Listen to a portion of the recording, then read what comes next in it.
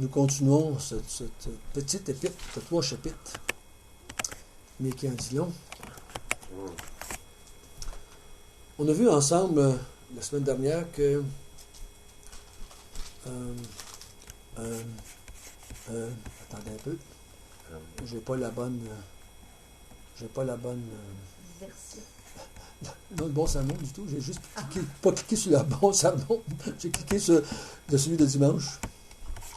En passant, c'était bon, je pense. Non, moi j'ai hâte de Ah oui, l'entendre, c'est- parce que- Sur la prédestination, j'ai trouvé ça très intéressant. Puis j'ai trouvé le timing de Dieu aussi avec des gens.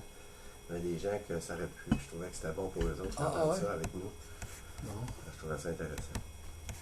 Les élus. Oui, c'est assez intéressant de voir. C'est sur là-dessus que je lisais l'article du monsieur, là. Okay. L'élection, là, la prédestination. Puis, pendant que je cherche là, mon chose, on va continuer à jaser. Cet homme-là est un calviniste. Je ne connais pas tous les mots de théologie, mais il est un calviniste jusqu'au fond, ce côté-là. Puis lui, il dit que les Arméniens, l'arménisme, là, on pourrait mettre les catholiques à ce bout-là, complètement du pendulum. Et puis là, tous ceux qui ne sont pas calvinistes, qui sont arméniens de doctrine, ils les rejettent comme étant hérétiques, comme étant des gens qui ne... C'est quoi arménien de doctrine? Ça veut-tu dire L'arménien qui va aller jusqu'au bout du raisonnement va croire à la perte du salut. OK, mais c'est toujours sauvé par grâce. Non, les catholiques ne sont pas sauvés par grâce, finalement. C'est ça Pas les qui gens. fait qu'ils ne sont pas sauvés. Oui, mais ils sont arméniens.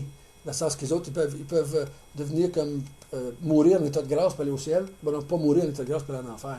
Donc, ils peuvent pendant un temps être comme en état de grâce pour aller au ciel s'il est mort, mais puis en état de grâce, et s'il meurt dans cet état-là, l'état de péché mortel, aller en enfer. Comme vous avez sur le mouvement pentecôtiste, dans le mouvement pentecôtiste, il y a la perte du salut. Donc, les pentecôtistes, en général, sont arméniens, okay, de doctrine. Donc, ils peuvent être sauvés comme pu être sauvés. Et les baptistes ne croient pas ça. Donc, mais ils ne se rendent pas vers le gars. Ils sont plus vers cet homme-là, mais ils ne se rendent pas là. Dans le jargon théologique, on appelle ça calviniste 5 points. Les baptistes sont généralement 3 points, 4 points. Lui, il est à 5 points, le gars. Fait que tous ceux qui ne se rendaient pas à 5 avec lui, il y a de la misère à les supporter. Là. Mais lui, il est quoi, là? Lui, il est à calviniste 5 points, le monsieur qui a écrit son article. OK. Mais c'est pas mal d'être calviniste 5 points. Radical. Je suis un calviniste 5 points personnellement, moi. Mais c'est pas besoin de rejeter tout le monde qui n'est pas comme moi. Si on croit à l'Évangile, au salut par la grâce en Jésus-Christ. Alors, il faut faire attention de ne pas pousser à l'extrême. OK. Donc, on a vu que on va prier avant de commencer. Notre bon Père du ciel, ta parole est une lumière sur notre sentier.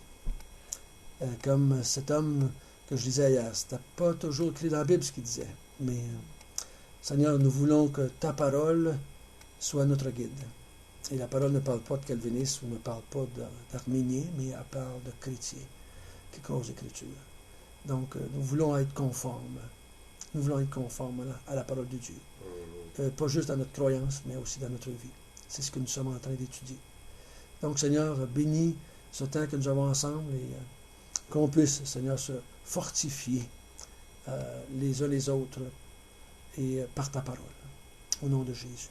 Amen. Amen.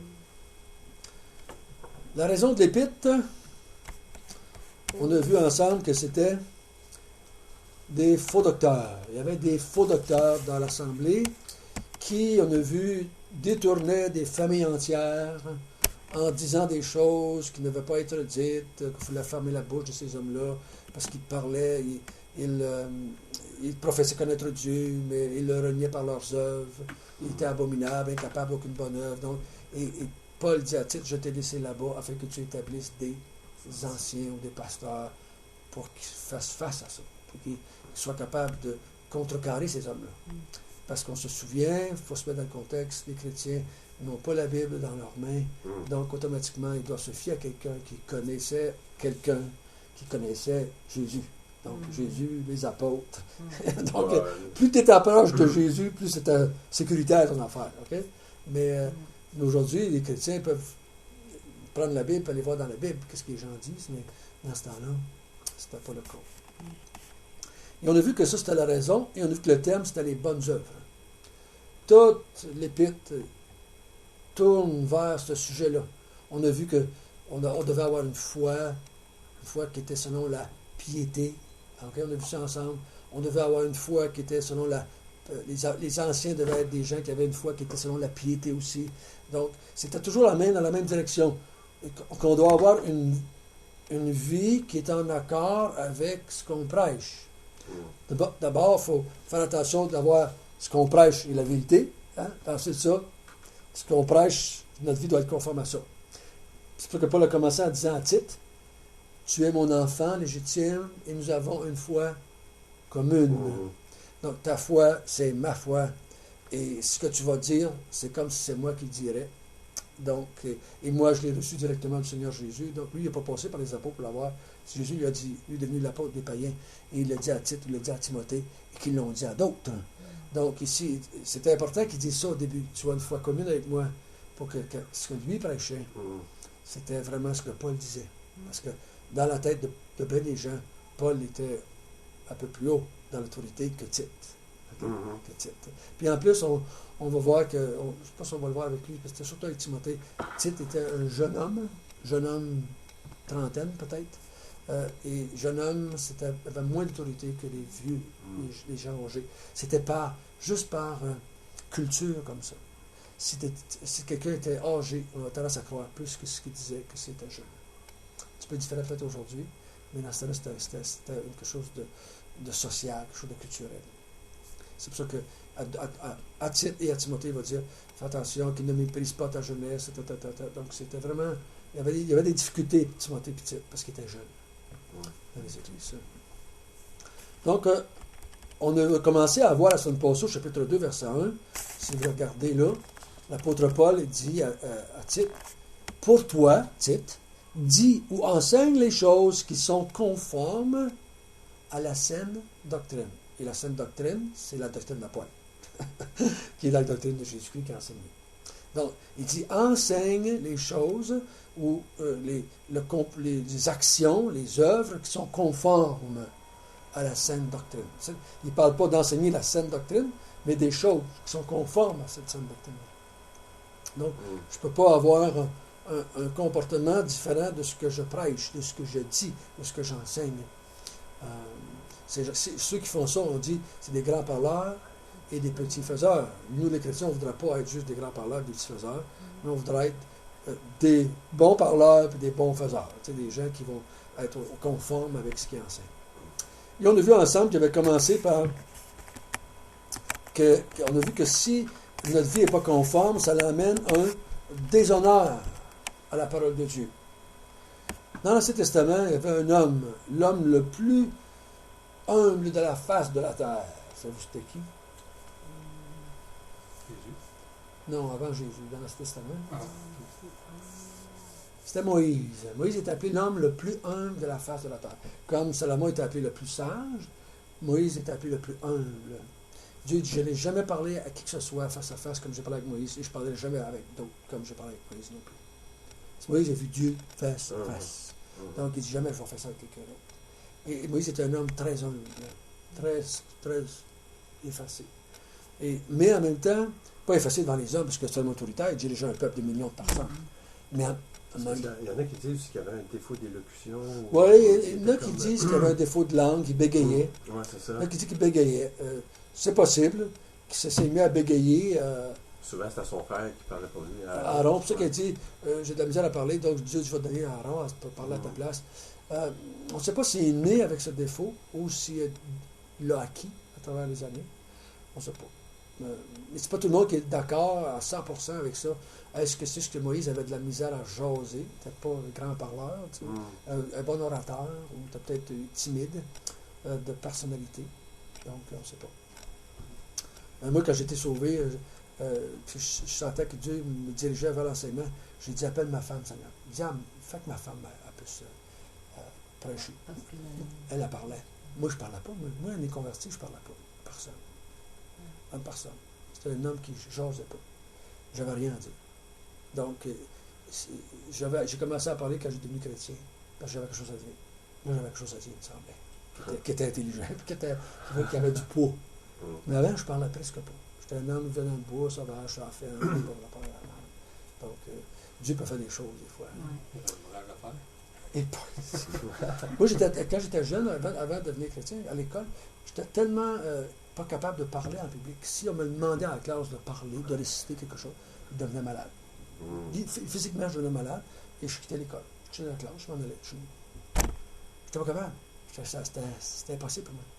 Quand j'ai fait prêcher, enseigner, c'était toute une histoire. Donc, il ne faut pas croire que François a de la facilité naturelle de faire ça. Non, vous ne connaissez pas si vous dites ça. Ma femme pourra vous dire ça. C'est elle qui est venue me chercher, je ne cherche jamais à la chercher. Donc, juste d'un côté relationnel, ça ne s'est pas venu me parler, je n'ai jamais été. Donc, Dieu savait tout ça. Et Moïse, malgré qu'il était un homme le plus humble, un homme capable, un homme qui avait un grand prestige, puisqu'il était le chef d'un peuple de millions de personnes, il a déshonoré Dieu dans son comportement, une fois. Vous vous souvenez que Dieu avait dit à David, parle au rocher, le rocher qui donnait de l'eau au peuple, parle au rocher.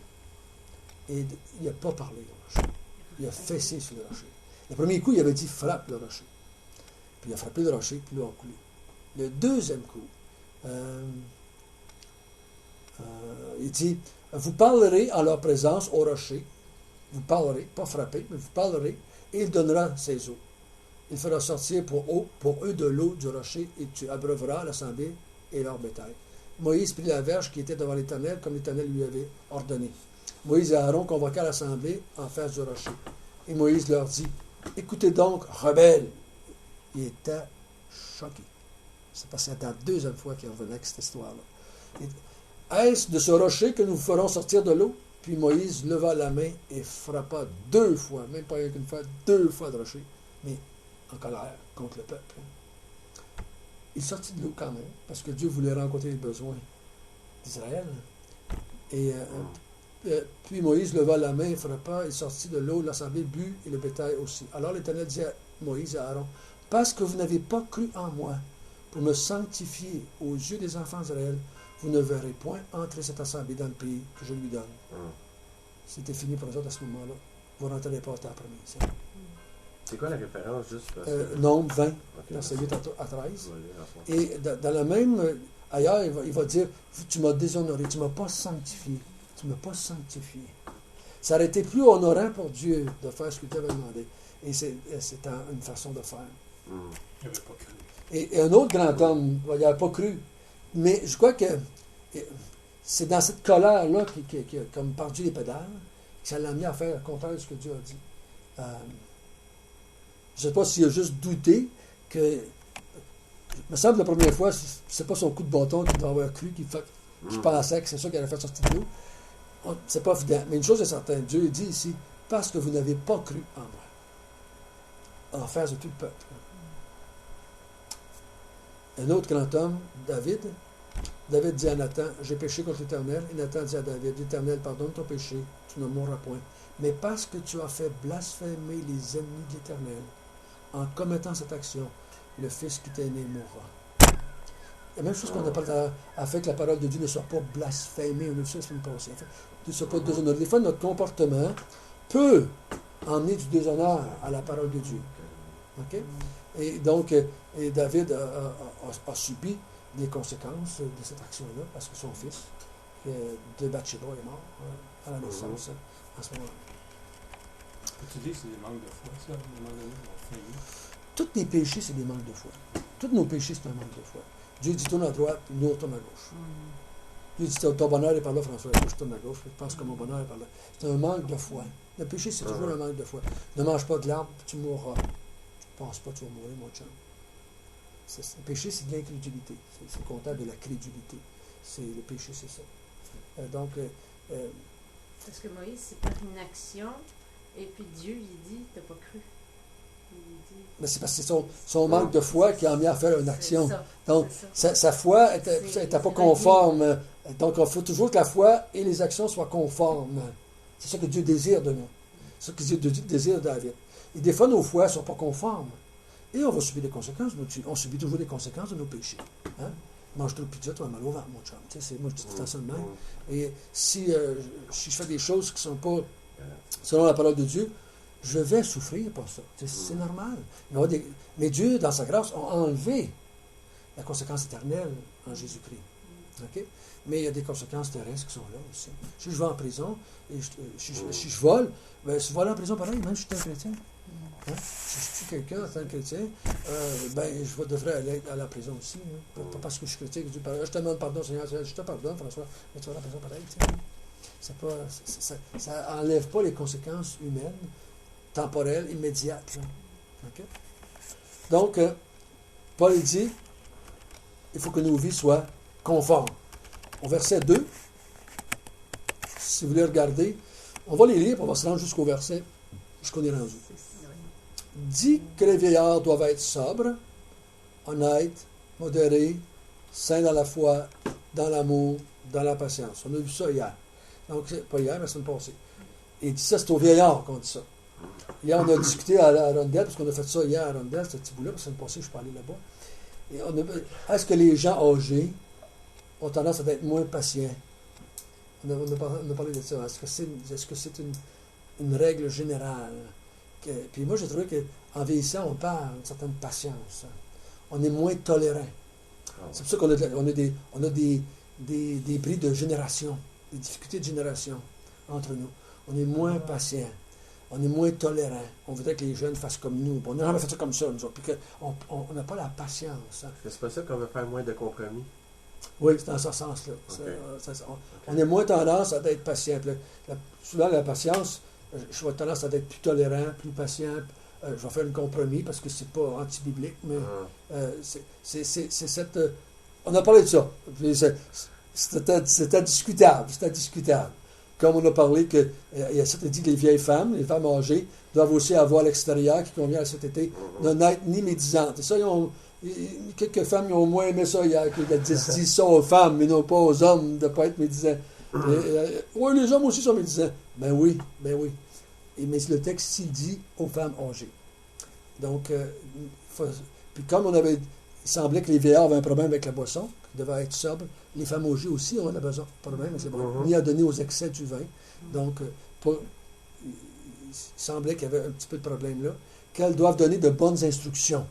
Donc, elles doivent donner des bonnes instructions aux jeunes femmes à aimer leur mari et leurs enfants, à être tenues, chaste, occupées aux soins domestiques, bonnes, soumises à leur mari, afin que la parole de Dieu ne soit pas blasphémée. Comme tout à l'heure, David a fait blasphémer. Il dit, si nous, on a une vie qui est contradictoire avec ce qu'on dit, ça va faire, les inconvertis vont blasphémer la parole de Dieu. Parce que là, tu dis, c'est des chrétiens, ça, puis regarde ce qu'ils font. Donc, il faut faire attention, si on entend parler, si David a demandé pardon, quand Dieu a dit, il a dit à Nathan, que Dieu me pardonne, Dieu te pardonne. Il y a des conséquences. Mais si on sait que les gens le savent, David, on ne sait pas quelle réaction David a eu envers tous ceux qui l'ont su. Est-ce que faites de quoi avec ça? Je ne sais pas. Mais si nous, on sait que les gens savent qu'on a fait de quoi, c'est à nous à réparer. C'est à nous à faire de quoi pour rehausser la parole de Dieu. Rehausser la parole de Dieu. Je me souviens, quand je me suis converti, quand j'étais allé visiter plusieurs personnes que j'avais fait des choses avec malhonnêtes, financièrement malhonnêtes. Et j'étais allé à réparer ça, des gens que je connaissais. Donc, que je pouvais faire. Des fois, on ne peut pas le faire. Des fois, on peut le faire. Et donc, je me disais, je vais aller les voir, je vais leur remettre leur argent, je vais leur expliquer pourquoi. Parce que je ne voudrais pas arriver devant eux autres pour leur parler de Dieu. Puis qu'ils me disent, toi, mon espèce de cœur, tu m'as volé. Donc, tu ne me parleras pas de Dieu. Donc, je m'étais dit, je vais aller les voir, puis je vais régler ça le mieux que je peux. Si je peux. Et, donc, c'est d'enlever un argument pour rien. Ça. Quand on le peut. Ben, des fois, il y a des choses qu'on fait qu'on ne peut pas réparer. C'est trop loin, les gens ne sont plus là. Les gens sont là. J'aurais pas été en Afrique, là, tu sais, là, mais tant on peut qu'on peut le faire. Pour que, alors disant ça, je suis devenu chrétien, la parole de Dieu me dit d'être honnête. Donc, ça rehausse. Ça donne de l'honneur à la parole de Dieu. Ça n'enlève pas. Ça n'enlève pas. Donc, et là, on a vu ensemble que occuper aux soins domestiques, c'était pas en contradiction avec du travail à l'extérieur de la maison, mais c'était sur le mot occuper qui était important. Il ne fallait pas qu'il soit oisive. Et dans Tite et dans Timothée, à toutes les deux des épîtres, il va dire que les femmes ne soient pas oisives et se promener de maison en maison et faire du blablabla. Ok, donc, il dit, je ne veux pas qu'ils fassent ça. Donc, ici, c'est pas en opposition à un travail séculier, un travail en dehors de la maison, mais au fait que ces femmes-là devraient être occupées dans la maison au lieu de faire du blablabla. Ok? Donc, c'est un encouragement à s'occuper de leur maison, de leurs enfants, de leur bien-être à tout ce monde-là, au lieu de passer du temps à rien faire. Des règles importantes. Hein? Des règles Ouais, importantes. c'est ça. Ouais. Des règles de conduite. C'est ça. C'est des règles de conduite qu'on retrouve un peu partout dans toute la Bible, mais qui ont été comme mis ensemble ici, dans cette épître-là, très, très condensé. Mais on retrouve ça un peu partout, qu'on doit faire ça. Maintenant, on était rendu au verset 6. Exhorte de même les jeunes gens à être modérés. Donc, les jeunes gens devraient être modérés. Donc, c'est le même mot que pour les gens âgés. Il y avait le mot modéré aussi pour les gens âgés. Donc, le mot modéré, c'est quand on dit modère, ça veut dire ralenti, va moins vite, moins extrémiste, moins loin, dans ce sens-là. Vous avez d'autres traductions? Sensé. Équilibré. Donc, c'est toutes des choses qui ne vont pas dans les extrêmes, ne vont pas dans les excès, à quelque part, dans n'importe quel domaine. C'est des gens modérés. Ça, c'est vous que les jeunes gens ont de la misère avec ça. Les vieux ont de la misère d'être patients, mais les jeunes ont tendance à être moins modérés. Donc, ils veulent faire une nouvelle société, les jeunes. Ils veulent tout changer, ils veulent tout mettre ça nouveau. Donc, des fois, ils sont moins modérés. Et il dit à titre, au verset, et en te montrant toi-même, à tous égards, un modèle de bonnes œuvres, et donnant un enseignement pur et digne, une parole saine, irréprochable. Donc, voyez-vous ici, ce qui m'a surpris, c'est qu'il encourage ce jeune homme-là à être un modèle. Nous, on a tendance à ne pas penser que les jeunes pourraient être des modèles. On a dit plutôt aux jeunes de regarder les modèles. Mais ici, il dit aux jeunes d'être un modèle. Tite était un jeune. Jeune, c'était pas 14 ans, c'était plutôt peut-être 25-30 ans, probablement. Mais il était jeune. Et il faut qu'il dise que tu sois un modèle, Tite, dans l'Église. Un modèle de bonne œuvre. Pas juste un modèle de bon enseignant, mais aussi un modèle de bonne œuvre, en donnant un enseignement pur aussi. Donc, un modèle de bonne œuvre et donnant un enseignement pur. Donc, il dit équilibre ton affaire. Fais pas juste un. Sois pas juste un grand prédicateur, mais sois aussi un modèle dans ta vie. Donc, pour gagner de la crédibilité auprès des gens plus âgés. Donc, s'ils voient que tu enseignes bien la doctrine, puis que ta vie est conforme à cette doctrine-là, bien, tu vas avoir plus d'autorité, tu vas avoir plus de crédibilité. Vous vous souvenez, Timothée, quand Paul l'a choisi, il était un homme qui avait un bon témoignage dans 2 églises. Donc, Paul ne l'a pas choisi parce qu'il avait des problèmes, il l'a choisi parce qu'il avait une autorité déjà acquise, même si c'était un jeune homme. Il ne faut pas le voir à 15, 16 ans, encore une fois, comme je dis, mais 25, 30 ans peut-être. Il dit, Timothée était quelqu'un, et Tite est un peu comme ça. Donc, il dit, Tite, sois un modèle d'enseignement. Puis il va dire à Timothée un peu plus loin, il dit que tu es, comment est-ce qu'il dit ça? En tout cas, que tes progrès soient visibles à tout le monde, que tes progrès soient manifestes pour que les gens autour de toi, que tu vois que tu grandis dans ta connaissance et dans ta mise en pratique. OK? Donc, un enseignement pur, digne, une parole saine, irréprochable, c'est toutes des choses qui se ressemblent. Donc, il dit, sois sûr que ce que tu enseignes ce que moi je t'ai dit. Donc, c'est vraiment quelque chose qui ne doit pas commencer à faire trop. Il ne faut pas avoir peur de dire, ça c'est moi qui pense ça. C'est pas la Bible qui dit ça. Ce n'est pas, il va dire ça dans les Corinthiens. Il dit ça, c'est pas moi qui le dis, c'est le Seigneur qui le dit. Là, c'est moi qui le dis. Ça ne veut pas dire qu'il n'était pas inspiré quand il a dit ça. Mais il sépare ce qu'il a entendu directement de Dieu, de ses oreilles, que le Seigneur lui a parlé, puis 2 fois ce que lui a écrit sous l'inspiration de Dieu. Mais on sait que la plupart des écrivains ont écrit sans savoir qu'ils étaient sous l'inspiration. Okay, donc, c'est moi qui l'ai écrit, ça. Et je crois que ici, il faut faire la même chose. Il faut vraiment être sûr de... Moi, je pense ça, mais je ne suis pas sûr. Il faut être capable de dire, la Bible dit ça, ça c'est ma compréhension. Là. C'est ma compréhension. Mais si je lis ce qui est marqué dans le verset, ça c'est ça que la Bible dit. Maintenant, moi, je l'interprète. Et mon interprétation n'est peut-être pas toujours 100% juste. Pas toujours 100% juste. Sans ça, on serait infaillible dans notre interprétation, puis on ne l'est pas. OK? On ne l'est pas. Il faut toujours être capable de remettre en question ce que nous disons, tout en réévaluant les Écritures, et pour pouvoir bien comprendre. Ensuite, il va à ces jeunes-là, et quand on parle de jeunes, nous, aujourd'hui, les jeunes, quand on dit les jeunes, c'est quoi? C'est 13, 14, jusqu'à 18, 19, 20 ans.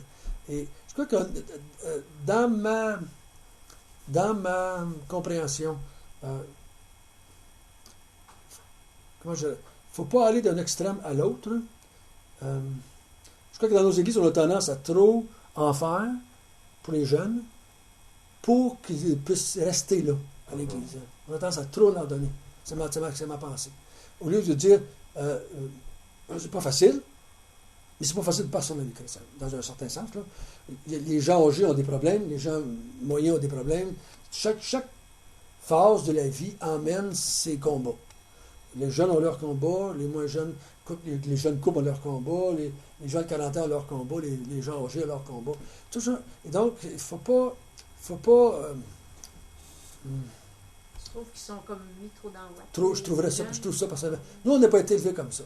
Dans nos églises, au début, en tout cas, ça, c'est ma perception. Puis moi, je n'ai pas élevé mes enfants comme ça non plus. Moi, je disais, vous êtes chrétien ou vous ne l'êtes pas. Faites vos choix personnels, vous êtes chrétien ou pas. Si vous êtes chrétien, marchez comme des chrétiens. Mais je n'essayais pas de rendre ça plus facile parce qu'ils étaient jeunes. Il faut être compréhensible qu'ils sont jeunes, mais il ne faut pas mettre ça plus facile parce qu'ils sont jeunes. Il ne faut pas diluer l'Évangile ou la vie conforme parce qu'ils sont jeunes. Il ne faut pas faire ça, à mon idée. Il faut être compréhensible, mais il faut faire attention. Sont-ils chrétiens ou ne sont pas chrétiens? C'est ça que je n'ai pas fait attention assez, moi, quand j'étais jeune, mes enfants. Je n'ai pas tenu compte qu'il y en a parmi mes enfants qui n'étaient pas chrétiens. Certains de mes enfants étaient chrétiens. Puis moi, j'ai mis tous les six dans le même bateau. Il faut que tout le monde fasse la même affaire à la maison. Alors là, dans l'adolescence, ça commence à arriver des brancards. Parce que là, quand ils sont chrétiens, il faut leur dire, mais tu es un chrétien, mon cher. Tu es un chrétien, il faut que tu marches comme un chrétien. Je me souviens que ma fille, j'avais dit à ma fille, il n'y a pas de garçon chrétien ici. J'ai dit, tant pis pour toi. Non, ça, il n'y en a pas. Ce que je te dis, je ne peux pas la faire sommer. Mais tu peux aller ailleurs, mais tu ne peux pas te permettre de dire, je vais aller voir un inconverti parce qu'il n'y en a pas. Il faut que tu attendes. Je l'ai déjà conté l'histoire de Michel Mongrain. Michel Mongrain, à la sœur, 41 ans qu'il s'est marié. Parce qu'il n'y avait pas de femme dans l'église. Puis il ne voulait pas aller à l'extérieur. Il s'occupait de l'église, il travaillait là. Il dit, je vais attendre que Dieu dirige ma vie dans un autre. À 41 ans, une femme, il a travaillé pour lui, il a causé au Seigneur, puis il a marié finalement. Donc, ça a été long, mais il aurait pu se dire n'importe quoi, là. Mais il n'y a pas de passe-droit, que tu sois jeune ou vieux. Si c'est la parole de Dieu, tu le fais. La façon de l'appliquer va être un peu différente, mais il n'y a pas de passe-droit. La vie doit être conforme pour tout le monde. Doit être conforme pour tout le monde. Pas facile, la vie chrétienne. Moi, je dis que c'est facile et agréable. La Bible dit dans Jean, la vie chrétienne n'est pas pénible, n'est pas difficile. C'est que nous, on ne la comprend pas bien, puis on ne la vit pas bien. C'est pour ça que ça devient difficile. C'est notre façon de l'approcher qui la rend ça difficile. Parce que j'entends pas Jésus dire que c'est pas facile. Il faut ça, mettons, Jésus dit on fait un signe de la vie chrétienne. Non, il ne dit pas ça. T'sais. Jésus, c'était le chrétien, on pourrait dire. Là, mais je ne crois pas que c'est ça. C'est que c'est notre application à nous de la vie chrétienne. C'est notre perception de la vie chrétienne. Des fois, on se prive dans notre vie chrétienne. Des fois, on se culpabilise pour pas les bonnes raisons. Il faut faire attention. Moi, je trouve que quand j'avais 10-15 ans de vie chrétienne, je trouvais la vie chrétienne rough and tough. Aujourd'hui, la vie chrétienne, c'est agréable, c'est le fun, c'est de la joie. Si on la vit bien. Mais là, des fois, on la perd, cette joie-là, parce qu'on est dans le péché, on a des doutes, en tout cas, on la perd, cette joie-là. Mais la vie chrétienne, c'est agréable, c'est fantastique, c'est merveilleux. Ça ne veut pas dire que Paul était en prison et il chantait. Ça ne veut pas dire que... Il faut faire attention. C'est pas facile dans le sens qu'il n'y a jamais de problème. Mais c'est la façon de voir les problèmes, d'utiliser les problèmes qui rend la vie chrétienne plus facile ou moins facile. Donc, si ma perception de l'événement, elle n'est pas... Je ne la vois pas comme Dieu la voit, elle devient difficile. Elle devient difficile. Ça devient une épreuve. Elle est exigeante par rapport à notre nature Ben oui. C'est ça, dans ce sens-là, Fait qui n'est qu'on pas voit. facile. Parce que moi, Ouais. Notre nature humaine, Exact. elle n'est pas exigeante, elle est impossible. Ah, une coche de plus. Elle est impossible. La vie, notre moi personnel, humain, là, il est il jamais ne veut pas. satisfaisable. Il ne peut pas puis il ne veut pas faire la parole de Dieu. Donc, pour lui, c'est impossible. Un inconverti qui regarde les 10 commandements de Dieu, il n'a assez de virer fou. C'est vrai, il essaie de mettre ça en pratique, il va fou arrête. Quand Paul il dit qu'il regarde comme une joie profonde les épreuves qui arrivent, ça prend une maturité spirituelle pour dire ça. Parce Ça que prend une compréhension. Quand on souffre, Parce qu'il y a un petit peu. Ta maturité va venir aussi par la compréhension. Comment je comprends l'événement? Moi, je vais chez le dentiste, puis il va me faire mal, mais je vais pareil. Je suis pas l'humeur, mais je ne dis pas chienne de vie. Mais non, je m'en vais chez le dentiste parce que je sais qu'il y a un résultat qui va être agréable après. Ça va m'aider. Mais nous, on voit, on veut, en partant, une vie sans difficulté, sans problème, quand ça n'existe pas. Fait que quand il arrive, là, on a des problèmes qui arrivent là. Mais si je m'attends qu'il va y avoir des difficultés dans la journée, ça va être difficile parce que je vis dans un monde de péché, je vis dans un monde de ténèbres, j'ai des péchés dans ma propre vie, je suis marié avec une femme qui est pécheresse, j'ai des enfants qui sont pécheurs, donc il va y avoir des difficultés. Mais est-ce qu'il peut être possible d'avoir une paix intérieure et une joie à travers tout ça? Ben oui. Ben oui. Ben oui. Mais il ne faut pas dire que la vie chrétienne est difficile. C'est que moi, je prends la vie chrétienne difficilement, peut-être. Mais la vie chrétienne n'est pas difficile en soi elle-même, pour l'enfant de Dieu, qui vit dirigé et conduit par l'Esprit de Dieu. Mais quand tu vis ta vie chrétienne par la chair, en fonction de la chair, là, ça devient épouvantablement dur. Épouvantablement dur. Puis la plupart d'entre nous, c'est ce qu'on essaie de faire. Surtout en tant que jeune chrétien, on essaie de vivre la vie chrétienne par la chair, par la volonté. Je ne veux plus faire ça. Je ne fais plus ça. On va aller par là. Comme on était catholique à le temps, qu'on prenait des décisions, puis on veut faire ça. Puis on prend des décisions par la volonté. Comme un inconverti pourrait dire, je ne fumerai plus. Puis il arrête de fumer. Puis il va le faire par sa force de volonté. Puis il y a des gens qui vont prendre. Moi, je vois les Mormons, ils n'ont pas l'Esprit de Dieu. Et pourtant, vous les regarderez changer de vie et qu'ils se convertissent à leur religion. Non, mais la vie change. Ça arrête de boire, ça arrête de fumer, ça arrête de voler. Ça arrête un paquet d'affaires. C'est ça qui réussit, c'est ça. Mais ceux qui réussissent pas tout, il y en a qui tombent. C'est pas parfait, certain, là. Pas parfait. Mais leur vie, là, tu regardes, mon gars, ils n'ont pas l'air plus méchants que nous autres, là, tu sais, non? Mais ils y vont avec la force de caractère. Puis il y a une motivation qui n'est pas la reconnaissance, mais le gain. Le gain. Je peux rentrer ton bois avec la joie parce que je suis reconnaissant de ce que c'est fait pour moi. Puis je peux le rentrer parce que tu vas me donner 50$. Non, mais tu peux me regarder, tous les deux sont en train de chanter, là, rentrer le bois. Un, c'est par reconnaissance, puis l'autre, c'est parce qu'il m'a fait 50$. Puis il a hâte de finir. Nous autres, c'est quoi le gain? C'est ça, c'est la vie éternelle. Ils ne sont pas sauvés par la grâce. C'est pour ça qu'il y a des gens qui peuvent donner leur vie, mourir, pour rendre des services. Parce qu'ils veulent gagner le ciel. C'est comme ça les témoins de Jéhovah et les Mormons. C'est parce qu'ils ne sont pas sauvés par la grâce, ils sont sauvés par les œuvres. Il y a un gain pour eux autres. Oui. On mérite, on gagne notre ciel à la soie de notre front. C'est ça, le dicton. Donc, c'est une grande motivation pour beaucoup de gens, ça. Une grande motivation. Les musulmans sont comme ça. Ben Ceux qui meurent, donnent leur les vie. kamikazes, ils Ben donnent leur vie pour la cause. Parce qu'ils vont s'en vont au ciel, puis on est direct. 50 vierges, puis avec une grosse maison, puis en partant, 50 vierges, je me dis, pas bien biblique, ça, ton affaire, là, 50 vierges en partant. Tu veux dire. Tu es aussi terrestre quand tu es en haut, tu peux pas. Ouais, c'est ce qu'ils ne comprennent pas, tout simplement. Charnel au mode, hein. C'est comme nous, quand j'étais catholique, aller au ciel, c'était très charnel, parce qu'on allait au ciel, puis on avait tout ce qu'on voulait, puis Dieu nous donnait tout ce qu'on voulait. Puis quand on était jeune, on s'amusait à dire, Dieu, je vais demander un gros camion, je vais demander un BC, parce que le ciel, c'était le royaume des jouets, puis c'était le royaume des en vieillissant, mais c'était d'autres sortes de choses, mais jeune, c'était ça. Là. Donc le ciel, c'était la place que tu avais tout ce que tu voulais, finalement. Faire ça attention. Donc, jeunes gens, fais attention. Maintenant, on est dans le chapitre verset 9. Exhorte les serviteurs à être soumis à leur maître, à leur plaire en toutes choses, à n'être point contredisant, à ne rien dérober, mais à montrer toujours une parfaite fidélité, afin de faire honorer en tout la doctrine de Dieu, notre Sauveur. Voyez-vous, ça c'est la 3e fois. Il avait dit aux jeunes gens au verset 8, afin que l'adversaire, j'ai oublié de le lire, afin que l'adversaire ne soit confus, n'ayant aucun mal à dire de nous. Donc si j'ai une vie de bonne œuvre qui est conforme à ce que j'enseigne, l'adversaire va avoir rien à dire de mal de nous. Et là maintenant, on parle des serviteurs ou des esclaves, peut-être certaines traductions. Et aujourd'hui, je traduirais ça comme employés. Vraiment, parce qu'on n'a plus ça aujourd'hui d'esclaves, on n'a plus ça dans notre culture à nous autres. Donc, j'appelle ça d'employés. Je crois que ça se ressemble pas mal. Avant, l'esclave était la propriété. Oui. Moi, je ne suis pas la propriété de mon patron. Non. Je loue mes services. C'est peut-être une... Mais je crois que Paul, il ne mettrait pas de différence. Hein. Mhm. Je dis, si tu peux devenir libre, deviens libre. Si tu peux pas, rester esclave. Mais je ne crois pas que dans l'attitude, il demandait d'agir différemment. Mhm. Parce que l'attitude, c'est la soumission à un maître, ce n'est pas une obéissance, dans le sens, fais tout ce que le maître te dit.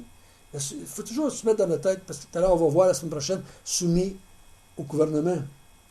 La soumission n'est jamais de l'obéissance, ni pour la femme, ni pour les enfants, ni pour les maris, ni pour personne. La soumission, c'est un engagement personnel à faire pour l'autre ce qui est bien, ce que Dieu veut pour lui. Cette soumission, c'est ça. Jésus s'est soumis à nous. Il n'a pas fait ce qu'on voulait. Il n'a pas fait ce qu'on demandait. Il ne nous a pas obéi. Mais il s'est mis comme serviteur des hommes. Il est devenu serviteur, même plus que serviteur, parce qu'il est allé jusqu'à la croix mourir pour nous autres. Et donc, il a rencontré notre besoin. Il s'est soumis à nous. Dans notre besoin, il s'est soumis. Il dit, je vais rencontrer, je vais renoncer, je vais donner à François, à quelqu'un d'autre, ce qu'il a besoin. La soumission, c'est ça que ça veut dire. Donc, quand on est soumis à un maître, c'est que je vais prendre pour acquis que je veux faire du bien à ce maître-là. Je veux le bien-être de ce maître-là. Et de ce patron-là, de cet employeur-là. Aujourd'hui, en grande majorité, on s'en va travailler parce qu'on va avoir notre paye. Point final, on se fout bien. Est-ce que le patron fait 2 millions ou 50 millions? On s'en fout. Si en fait, on le déteste, on le haït parce qu'il ne nous en donne pas assez. Fait que c'est vraiment... mais si je prends pour acquis le bien-être du patron, c'est ça que Dieu veut. Okay. Comme d'être soumis à Jésus-Christ. Je veux le bien-être de Jésus-Christ. Je veux que le nom de Dieu soit glorifié. Moi, quand j'étais un converti, j'avais saisi ça. Pas pour les bonnes raisons. J'avais saisi ça. J'ai dit, si je fais faire de l'argent à mon boss, je sais que je vais monter ce échelon bien plus vite que n'importe qui. Je savais ça. Si je peux faire à mon boss ce qui lui va faire plus d'argent, il va m'en donner plus, puis je vais monter ce échelon. C'est bien ça qui arrivait. 6 mois, 1 an après, je te rendu boss de la compagnie. Parce que le boss, qu'est-ce qu'il veut? C'est faire de l'argent. Et moi, j'en fais affaire. Mais c'était pas par un but d'altruisme, c'était pas pour amour pour lui, c'était par amour pour moi. Parce que moi, je voulais en faire plus d'argent. Okay? Mais je savais que ça marchait. Mais si je le fais par amour, par soumission, pour son bien-être, il va avoir des résultats positifs. Je vous garantis qu'il va avoir des résultats positifs. Peut-être négatifs, si on est chrétien, puis qu'il veut peut-être ça. Mais je dirais que c'est une règle générale. Ça marche la même chose dans le couple, ça marche la même chose avec les enfants, ça marche. Si je me donne pour rencontrer les besoins de quelqu'un, règle générale, il va vouloir faire de quoi ici en retour, là, règle générale. Pas tout le temps, mais règle générale. Non, il dit à leur plaire en toutes choses, leur plaire, leur faire plaisir en toutes choses. Donc, ils veulent aller dans une direction. Moi, je dis des fois à des chrétiens, ce serait peut-être mieux de changer de job. Si tu es rendu, tu n'es pas capable de sentir ton poste, puis tu n'es pas capable d'avoir une bonne attitude, change de job, une autre place, ça va être un moindre mal, en guillemets. C'est un moindre mal, change de place. Ça va peut-être mieux d'aller voir ton patron et lui dire ouvertement, voici ce que j'aime pas, voici ce que je ne suis pas capable de faire, tu m'en demandes trop. Dis-le ouvertement, puis change de place. Mais pas en guerre avec les autres employés, commencer à faire de la médisance, puis aller craquer contre le boss, puis faire attention, tu sais. Faut faire attention. Parce que ça va dans un autre extrême, sur l'autre bord. En être point contredisant. C'est la même affaire. Contredire, aller contre le plan du boss, ce que le boss veut faire. Mon gendre Richard a fait ça aussi. Il est arrivé là. Puis Richard est un homme qui a des idées. Toujours des idées. Puis il est allé travailler dans une. Il faut des trailers, eux autres. Il faut des et lui, il rentre, puis il est comme ça partout. Même chez eux, il est comme ça. Il fait quelque chose, là, puis en le faisant seulement, moi, est-ce que je peux en faire ça plus vite? ça coûterait peut-être moins long. Ils pensent toujours comme ça. Fait que quand il était dans l'usine, il disait, comment est-ce qu'on pourrait souder ça, puis ça irait plus vite, puis ça coûterait moins cher. Qu'est-ce que le boss a entendu, tu vois? Ça n'a pas été long. Il était contremaître de l'achat. Mais dans un bureau, c'est lui qui rend l'achat. Donc, parce que c'est comme ça que ça marche. Hein. Si ton boss veut faire des trailers, puis il veut faire de l'argent, si toi tu vas dans la même direction que lui, pas pour le manipuler, mais parce que tu veux son bien-être, hein, il va répondre. En règle générale, il va répondre. En règle générale. S'il ne répond pas, mais la Bible me dit d'autres choses. Quoi je dois faire? Elle me dit de faire autre chose aussi. Donc, hein, mais pas contredisant. Ne rien dérober. Ah, ça, c'est épouvantable. Ça, c'est épouvantable. C'est épouvantable le vol qui se fait entre employés et employeurs. Moi, je pensais que c'était plutôt dans les usines, mais ça se fait à tous les niveaux de la société. Des petits d'en bas jusqu'au gros professionnel, ça vole partout. Moi, je me suis surpris, quand j'étais à l'école, j'étais professeur, j'aurais jamais pensé ça, là. Ça me semble, j'aurais pas vu ça, là. Mais ça volait à l'école, c'était épouvantable.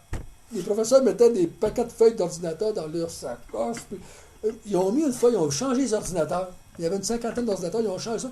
Ils ont tous mis les plus vieux dans une chambre en attendant de décider quoi faire avec ça. Quand c'était le temps d'aller les chercher pour les vendre, il en restait avec la moitié. Il y avait la moitié qui était partie.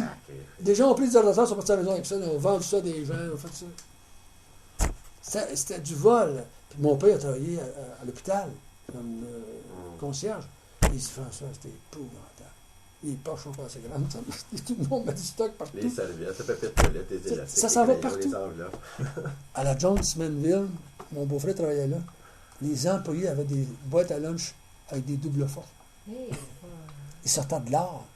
Ils sortaient de l'or, pas de l'or, des morceaux.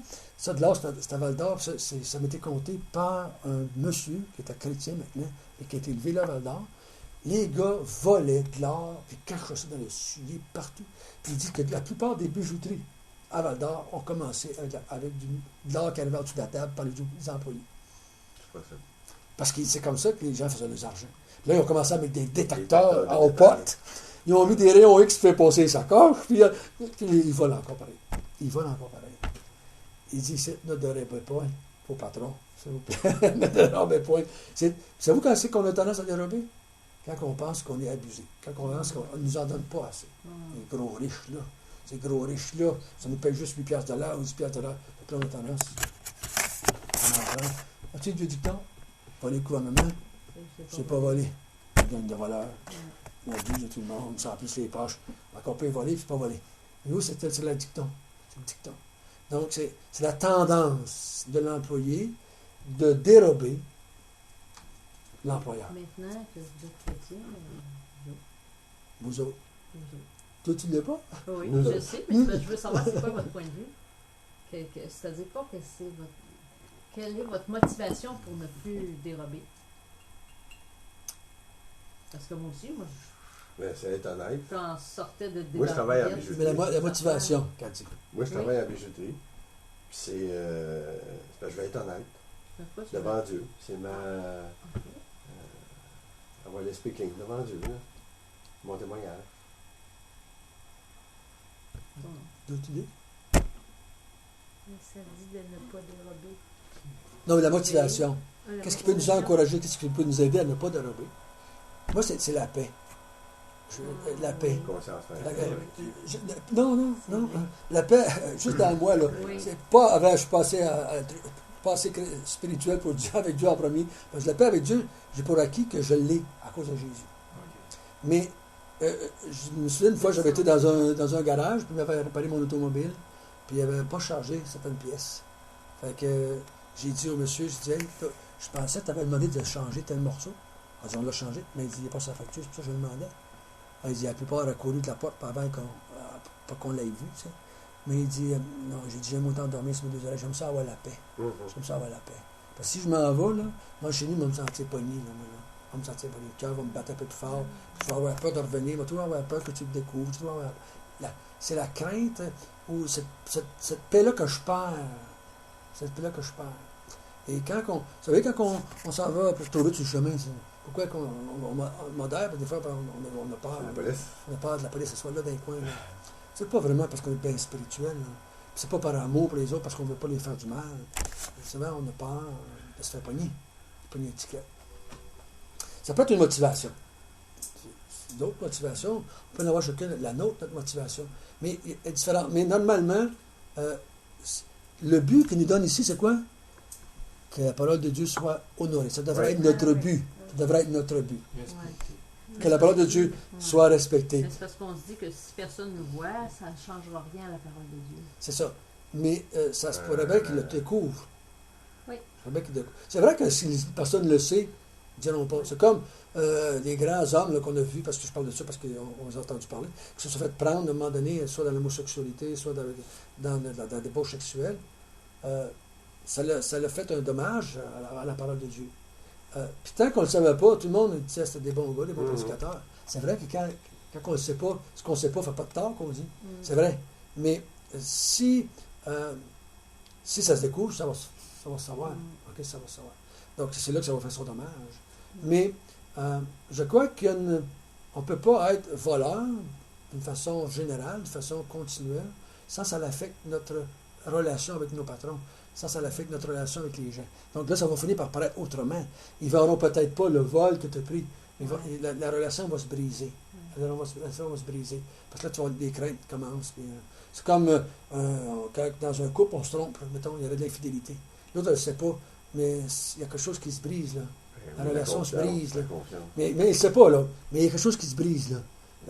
Soit par les paroles, la façon de se comporter, comportement sexuel, comportement... Ça va sortir, puis là, le doute va... Finalement, ça peut faire un divorce sans que l'autre sache qu'il était trompé. Mais c'est le fond de l'histoire, c'est ça, là, okay, qui a fait le problème.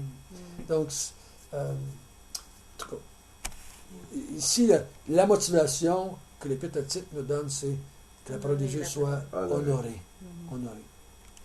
Je suis rendu où, là? Exhorte les serviteurs, mais à montrer toujours une parfaite fidélité. Pas une fidélité envers Dieu, mais une fidélité envers le patron. Okay? Fidélité envers ce patron-là. Donc, on est engagé avec lui. On est fidèle à nos engagements qu'on a pris envers lui. C'est vrai que l'esclave ou le serviteur, c'est plus difficile. Mais l'esclave, il était esclave. S'il était né esclave, c'est un autre... En tout cas, Paul, il dit, si tu ne peux pas te libérer d'esclavage, ne t'en fais pas. Fallait comme tu ferais pour le Seigneur. Fallait comme tu ferais pour le Seigneur. Donc, qu'il soit chrétien, pas chrétien, soit tu sois un esclave, fallait comme le Seigneur. Sers-le comme si c'était le Seigneur. Donc, que tu sois un employé, un serviteur ou un esclave, fallait comme si c'était tu le ferais pour le Seigneur. Tu le fais pour le Seigneur. Donc, c'est dans cet langage-là qu'il va prendre dans un autre épître. Afin de faire honorer en tout la doctrine de Dieu notre Sauveur. Voyez-vous, donc, c'est les 3 fois qu'il parle d'être conforme à la sainte doctrine, les 3 fois, c'est pour faire honorer, pour ne pas déshonorer, pour ne pas faire blasphémer. Donc, c'est 3 fois afin que. Donc, il nous donne la raison à nous autres. Donc, c'est nous autres à dire le but de ma vie, c'est la glorification. Nous, on va dire la gloire de Dieu. Hein? C'est la même chose. Ça veut dire la même affaire. Le but, c'est la gloire de Dieu. C'est qu'on veut que Dieu soit glorifié. En dérobant pas, on démontre que la parole de Dieu dit que le bonheur ne vient pas de ça. Mais c'est parce que le dérober, là, c'est de l'envie, c'est de la jalousie, c'est du matérialisme, parce qu'on veut posséder plus à quelque part. Hein? Je ne suis pas en train de me crever de faim, là, c'est peut-être, là, probablement. Mais j'en veux un peu plus. On parlait des maisons un peu plus grosses, un peu plus gros char, un peu plus dans mon compte de banque, un peu plus. Donc, c'est souvent ça qui va nous pousser à dérober. On en veut un peu plus. C'est peut-être la convoitise. Ouais. Ça peut ou de l'insécurité, parce qu'il y a des gens qui ne se sentent pas sécures si on n'a pas 10 000 sur le compte de banque. Donc, ça peut être l'insécurité. Ça peut être de l'orgueil, parce qu'on veut bien paraître. C'est tout ça de motivation là, qui peut nous pousser à dérober ou à être malhonnête dans nos transactions financières. Donc, c'est vraiment un fléau, je dirais, humain. Un fléau humain. Moi, je me disais, une fois, j'avais donné comme exemple, vous pensez que le monde est bon, puis le monde est honnête? Il dit, je débarque jamais de mon bicycle sans l'attacher après le porte de téléphone. Il dit, on a tellement peur que quelqu'un passe au côté et parte avec, on les attache. Pensez-vous qu'on a confiance les uns aux autres? Pas en tout. Non, moi, quand j'étais jeune, la maison n'était jamais barrée chez nous. Jamais. On était 15, on ne barrait pas la maison. Il y avait toujours un grand heure qui sortait. Aujourd'hui, on les barre par dehors puis par dedans. On met un système d'alarme en dehors, en dedans. Ça manifeste quelque chose. On a peur de ce qui nous entoure, à quelque part. On dit, ouais, mais le monde est méchant, le monde est. Ouais, ça nous montre qu'on est insécure, à quelque part. C'est peut-être parce qu'on a plus de choses aussi. Ah, en même temps. Seulement, je sais pas qu'est-ce qu'on avait à faire voler. Là. Moi, j'avais un vieux Vaux. J'avais un vieux Vaux, mais je ne le bordais pas. Je disais, quelqu'un veut voler quelque chose, il ne volera jamais mon Vaux, il va voler l'autre char de l'autre côté. Moi, j'avais un vieux Vaux tout trouillé. Donc, je dis, il ne faut pas voler mon char, ça va pas d'aller, il va avoir un peu de pas se rendre chez eux. Donc, mais tu sais, c'est vrai que plus on en a, plus on veut le sauvegarder, plus on veut le protéger. Pas mal de vouloir le protéger. Le mal, c'est d'en faire ça. On va voir le dimanche matin, là, ne fais pas ça de ton trésor, parce que là où c'est ton trésor, là, c'est ton cœur. Donc, il y a un danger, là, que ça devienne notre trésor, notre trésor. Et là, ça devient, on va y investir du temps, puis ici, puis de l'argent, puis là, ça devient notre... On le protège, on le cache, on ne veut pas que personne le prenne. Donc, on peut en devenir un peu maladif, un petit peu dans ce sens-là. Donc, je crois que si on résume ça, c'est assez simple. Notre vie doit être en conformité avec la doctrine. Donc, quand on manque, parce qu'on est des pécheurs et on sait qu'on va manquer, on doit faire quoi? Reconnaître devant Dieu et devant les hommes. Donc, autant qu'il le peut, possible de le faire. Faire attention. Je vais vous donner un exemple. Une fois, il y a une femme qui est venue voir Denise, puis elle dit, je te demande pardon, Denise. Je t'en veux depuis longtemps. Puis, ma femme n'était pas consciente de ça du tout. Il faut faire attention, il ne faut pas partir à l'extrême. Là. Si l'autre, elle ne sait pas, elle ne va pas aller dire non plus. Là. On va régler ça avec Dieu, puis ensuite ça, essayer de développer une relation avec cette personne-là. Mais si elle le sait, c'est normal que j'y aille. Mais si je me suis fait des idées noires par rapport à la personne, à cause de la jalousie ou je ne sais pas quoi, ben je devrais peut-être avec le Seigneur, puis c'est tout. Là. Surtout si l'autre, elle ne sait pas. Mais si l'autre, elle le sait, oui, on arrête. Mais si elle ne sait pas, avec ça, le Seigneur, puis il va développer une relation maintenant avec cette personne-là. Tu vas pouvoir. Mais il ne faut pas aller à l'autre extrême, sur l'autre bord non plus. Mais supposons qu'on ne sait pas si la personne le sait. Qu'est-ce qu'on fait? Va voir. Va essayer d'attraper une relation avec. Si ça va bien, tu vas voir. Dans la relation, moi je dirais que c'est bien mal de commencer une relation en commençant comme ça. Et elle, cette femme-là, elle a voulu faire ça pour bien faire avec Denise. Ils n'ont jamais été capables vraiment de se pogner, là. De vraiment devenir amis, puis d'être capable d'être intime. Ils se parlaient dans l'église, mais c'était plutôt en surface. Parce que c'est comme si ça leur a fait un choc, là. Oui. Si elle avait développé une relation un peu plus avant de dire ça, dire, écoute, quand l'amitié se développe, dire, écoute, j'ai déjà eu des petits problèmes avec ça, mais à ce temps, ça va mieux. Là, l'amitié est déjà développée, ça va mieux. Donc, c'est avant d'aller lui dire, je pense qu'on devrait mieux peut-être développer. C'est pour ça que je vous ai déjà dit une fois, si vous avez un frère qui a un péché dans sa vie, et vous le voyez le péché, et vous voulez lui dire, ça va peut-être, si tu y parles jamais, ça va peut-être pas mieux d'y parler. Pour ça, la première fois. Va-tu donc l'inviter à souper, ou alors va donc parler avec, intéresse-toi à lui un petit peu, puis développe une relation avec lui, puis à un moment donné, tu y parleras de ça. Mais il ne va pas dire, là, je viens te voir, là, parce que je t'ai vu, là, puis tu as fait ça. C'est correct, tu as le droit de dire, mais ça ne veut pas dire que ça va avoir une bonne réponse. Là. Ça ne veut pas dire que ça va développer la relation, ça ne veut pas dire que tu ne vas pas aider la personne, là, tu l'as fait. Donc, le but, c'est pas juste lui dire, c'est de devenir en aide, pour l'aider, cette personne-là. Donc, c'est dans ce sens-là. Donc, le Seigneur peut nous aider à faire cela. Luc, dans les Actes des Apôtres, je vais terminer avec ça.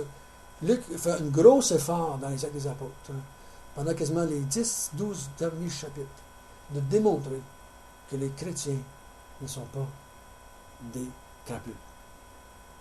C'est ce que vous allez le voir. Il présente à plusieurs reprises dans les Actes des Apôtres les chrétiens devant les magistrats, devant les Sanhédrins, devant Pilate, devant Hérode.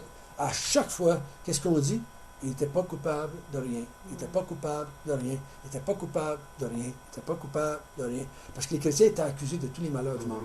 C'est les chrétiens qui ont fait ça. Néron a dit que c'est les chrétiens qui avaient mis le feu à Rome. Donc, c'est les chrétiens, c'était la faute des chrétiens. Il ne mouillait plus, c'était la faute des chrétiens. Ça promet là.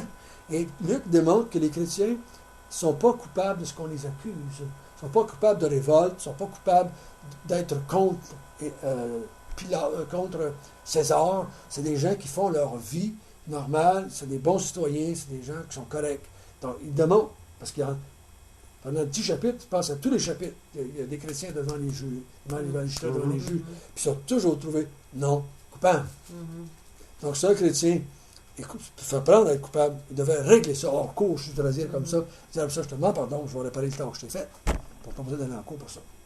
Quand il va en cours, c'est parce qu'il ne veut pas avouer qu'il est coupable. Il ne veut pas avouer qu'il est coupable. Ou alors là, il tentait de se défendre parce qu'on abuse de la situation. Mais dans ce sens-là. Est-ce que ça peut nous aider à développer ça, à développer ce principe-là dans notre vie? Conformité. Pas au baptiste, pas la conformité à nos conjoints, pas la conformité à notre société, la conformité aux Écritures. Conformité aux Écritures. Un standard de